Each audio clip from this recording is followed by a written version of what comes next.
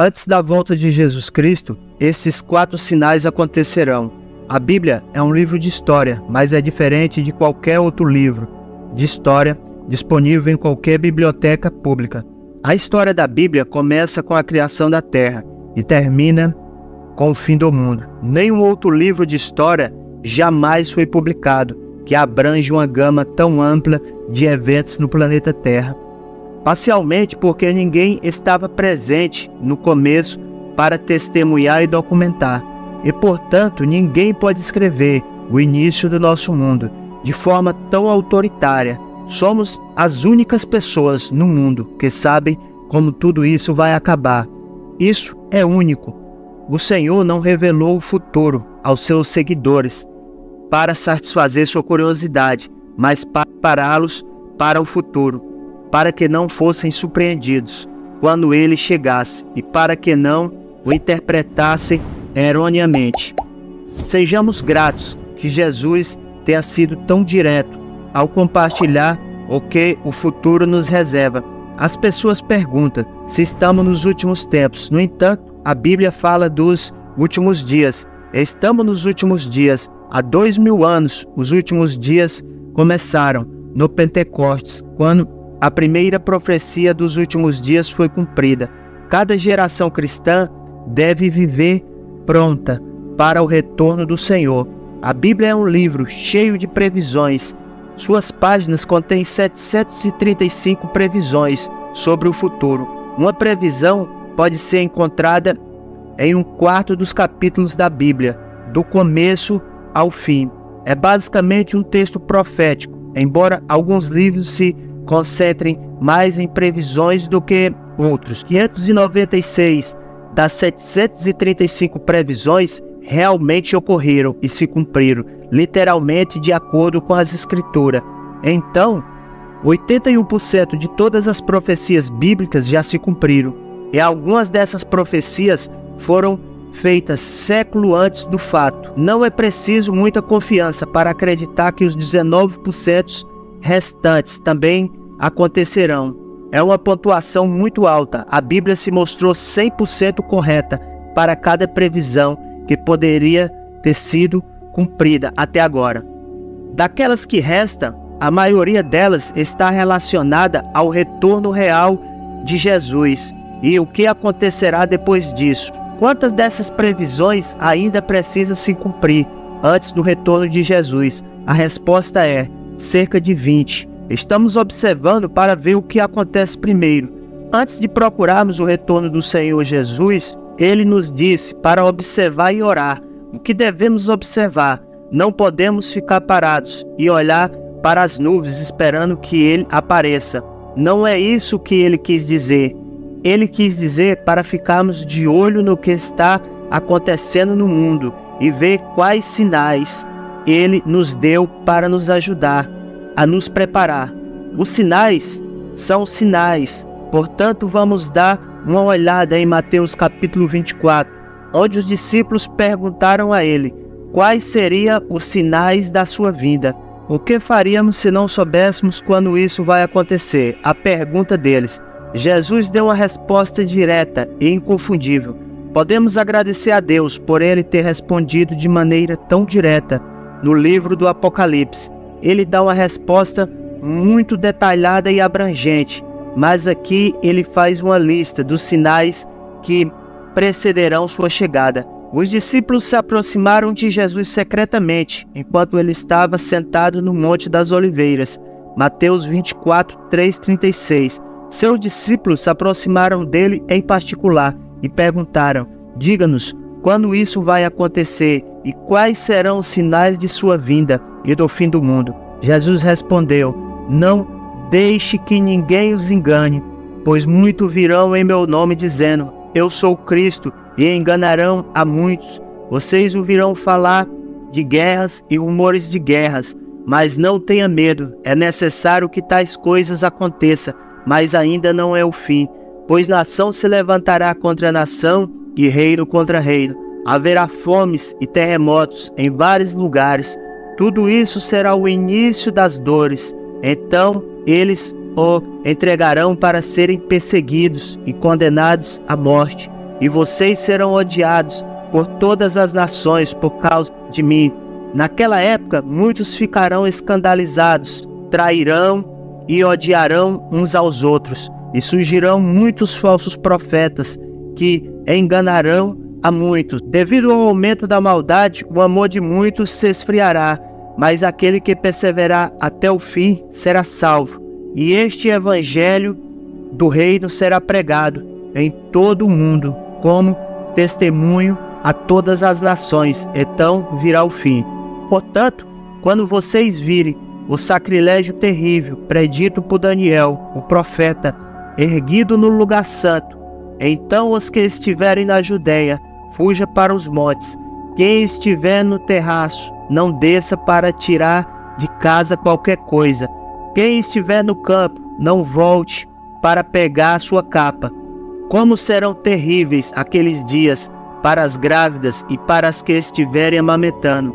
Orem para que a fuga de vocês não aconteça no inverno nem no sábado, pois nesse tempo haverá grande tribulação, como não ocorreu desde o princípio do mundo até agora, nem jamais ocorrerá. Se aqueles dias não fossem abreviados, ninguém sobreviveria, mas por causa dos eleitos, aqueles dias serão encurtados naquele tempo. Se alguém disser a vocês, veja aqui está o Cristo, ou ali está ele, não acreditem, pois surgirão falsos cristos e falsos profetas, que realizarão grandes sinais e maravilhas para ser possível enganar até os eleitos. Vejam que os avisei antecipadamente. Portanto, se alguém disser, ele está lá no deserto, não saia, ou ali está ele dentro da casa, não acreditem, pois assim como o relâmpago sai do leste e se mostra até o oeste, assim será a vinda do Filho do Homem. Onde estiver o cadáver, aí se ajuntarão os abutres. Imediatamente, depois da tribulação daqueles dias, o sol escurecerá, e a lua não dará a sua luz. As estrelas cairão do céu, e os poderes celestiais serão abalados. Então aparecerá no céu o sinal do Filho do Homem, e todas as nações da terra se lamentarão, e verão o Filho do Homem vindo nas nuvens do céu, com poder e grande glória. Ele enviará os seus anjos com grande som de trombeta.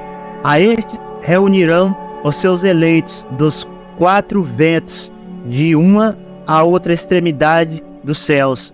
Aprendam a lição que a figueira nos dá.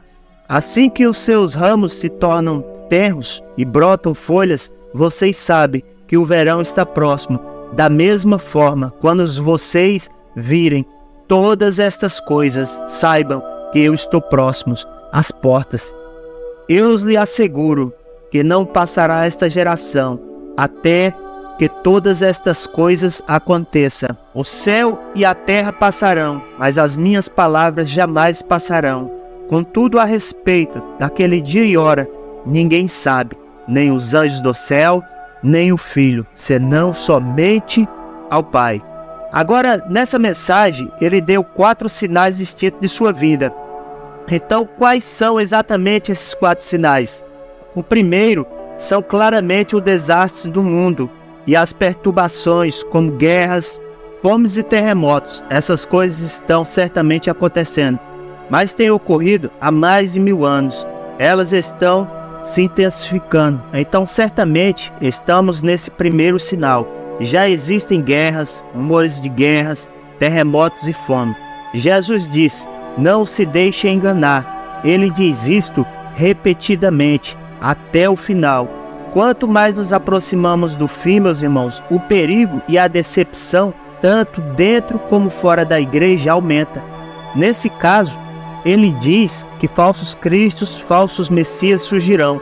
Pessoas que se aproveitarão da agitação dos desastres naturais para se apresentarem como salvadores. No entanto, existem muitos falsos cristos, falsos salvadores que afirmam ser o libertador prometido de todos os nossos problemas. Quanto mais problemas existirem, mais falsos libertadores haverá.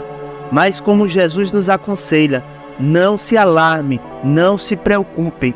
Quando souberem de uma nova guerra, uma nova tragédia ou uma nova fome surgindo, ele disse algo surpreendente: esses são eventos dolorosos, mas não são dores de morte, são dores de parto. Então, quando você lê sobre desastre na mídia, essas são as dores que significa que algo novo está prestes a nascer. Isso deve mudar completamente nossa atitude. Sabemos para onde o mundo está indo.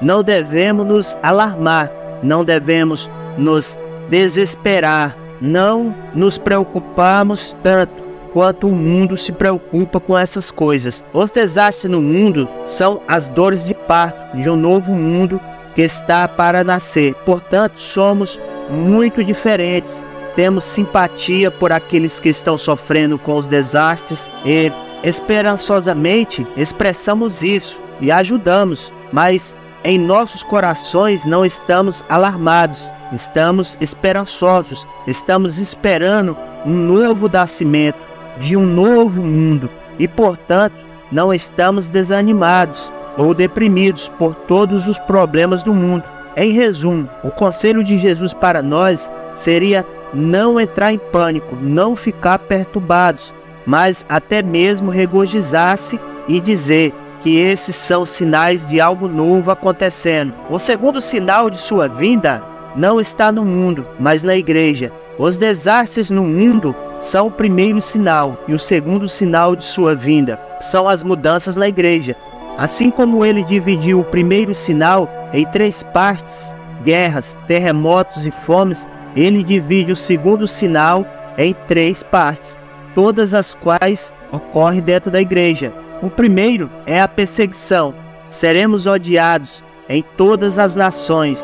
O segundo aspecto desse sinal seria uma redução significativa do tamanho da igreja. A maioria das pessoas terá seu amor esfriado. Quando a igreja como um todo estiver sob a pressão que estamos hoje, muitos dos cristãos que conhecemos, nominais, senão todos os verdadeiros cristãos, sairão sob o peso da perseguição universal que está acontecendo. Nós estamos vendo, os irmãos, muitas pessoas saindo da igreja. A perseguição, ela já começou, e seu amor esfriará. Isso que nós estamos vendo, o amor da igreja se esfriando.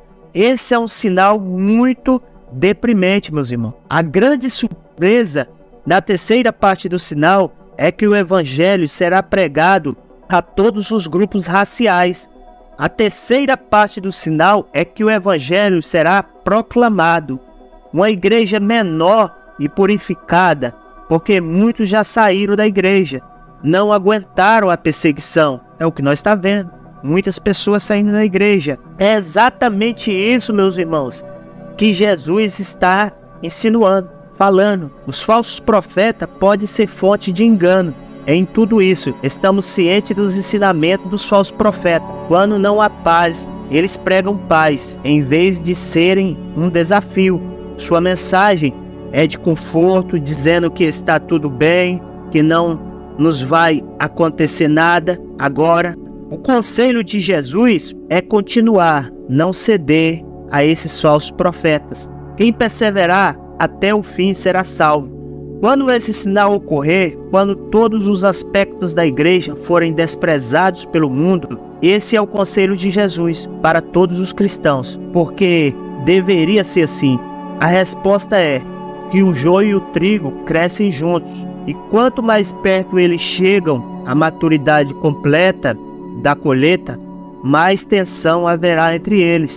Portanto, é natural que os cristãos estejam sob muita pressão no final. Por isso haverá ódio. O mundo não nos pertence.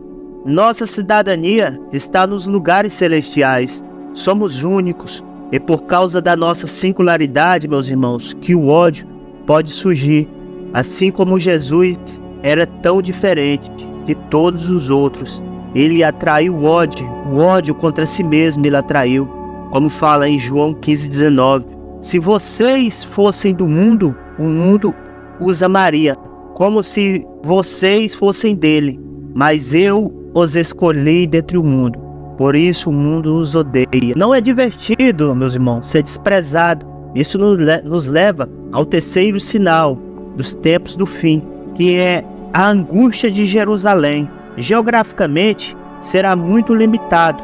Nessa passagem, Jesus cita a profecia de Daniel. Há uma personagem nas profecias de Daniel que é chamado de abominação da desolação. Daniel menciona isso 3 vezes. O que tudo isso significa? Qual é o grande problema? Trata-se de um ser humano, um homem, que se estabelece na própria cidade de Deus e se proclama Deus e se recusa a aceitar a vontade de qualquer outra pessoa acima da sua. Um tirano cuja chegada terá ramificações globais, influências globais, mas que estará centrado em Jerusalém, cidade de Deus, o lugar santo. Então, Jesus diz que o 4º sinal de sua vinda acontecerá imediatamente depois disso. É isso que nós temos que ficar atentos. Em Israel, o relógio do mundo é Israel, meus irmãos. Temos que ficar atento em Israel. Presidentes que saem, ministro que sai, que entra. Assim saberemos quando ele está vindo. Estaremos prontos quando esse sinal chegar. Não haverá perigo de falso profeta mais ou falso Messias. Não haverá mais engano. Será rápido demais. O que acontecerá é que toda a luz natural da terra será desligada. O sol ficará escuro. As estrelas cairão. Há muitas previsões disso ao longo da Bíblia. Isaías diz que os céus serão enrolados como um pergaminho. Todas as estrelas do céu serão dissolvidas. Os céus serão enrolados como um rolo. Toda a luz natural desaparecerá, deixando apenas a luz artificial para iluminar a terra. O que está acontecendo? Isso os cristãos exclamarão. O sol, as estrelas, a lua pararam de brilhar. Antes disso, Deus desliga as luzes do céu para se preparar para o brilhar da luz do relâmpago e marcará seu retorno de Jesus. Então, ele volta as nuvens para a terra e o encontramos. Não nos encontraremos em um estádio terrestre, porque não há um grande suficiente para acomodar uma multidão tão grande. Nós encontraremos no ar, e isso será suficiente. Não é uma perspectiva fantástica, meus irmãos? Tudo isso está reservado para nós, conhece, que segue a Cristo. Quando você vê todas essas coisas, você sabe que ele está às portas, prestes a entrar. Jesus dá uma declaração muito simples sobre uma figueira. Ele diz: aprendam a lição com a figueira.